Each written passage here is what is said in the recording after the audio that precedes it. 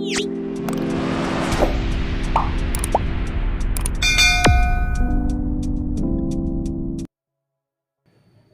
nama saya Naden Batrautandi.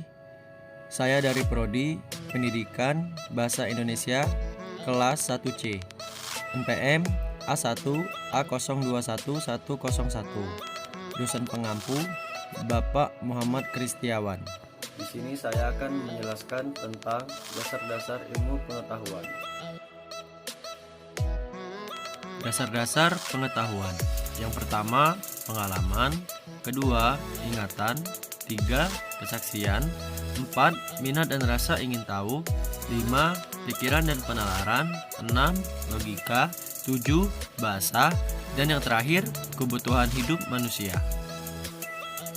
Yang pertama, pengalaman. Pengalaman adalah sesuatu yang pernah dialami, dijalani, maupun dirasakan yang kemudian disimpan dalam memori. Pengalaman terbagi menjadi dua. Yang pertama, pengalaman primer, dan yang kedua, pengalaman sekunder. Pengalaman primer adalah pengalaman langsung akan bersentuhan indrawi dengan benda-benda konkret di luar manusia dan disaksikan sendiri. Sedangkan pengalaman sekunder adalah pengalaman tak langsung atau pengalaman reflektif mengenai pengalaman primer. Yang kedua, ingatan. Ingatan adalah proses mental yang meliputi pengkodean, penyimpanan, dan pemanggilan kembali informasi dan pengetahuan yang semuanya terpusat di dalam otak. Pada dasarnya, ingatan adalah sesuatu yang membentuk jati diri manusia dan membedakan manusia dari makhluk hidup lainnya.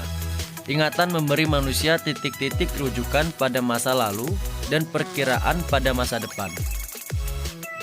Yang ketiga, kesaksian.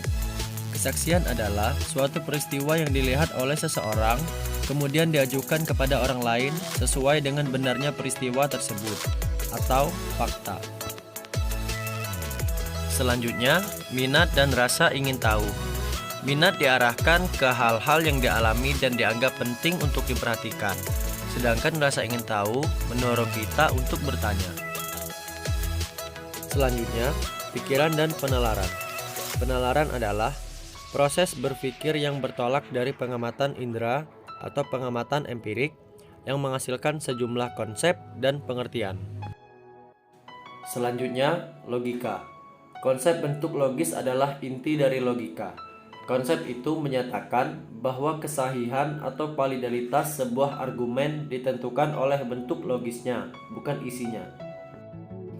Selanjutnya, bahasa. Di samping logika, penalaran juga mengandalkan bahasa. Tanpa bahasa, manusia tidak dapat mengungkapkan pengetahuannya. Yang terakhir, kebutuhan hidup manusia. Dalam interaksinya dengan dunia dan lingkungannya, manusia membutuhkan pengetahuan. Maka kebutuhan manusia juga dapat mendasari dan mendorong manusia untuk mengembangkan pengetahuannya.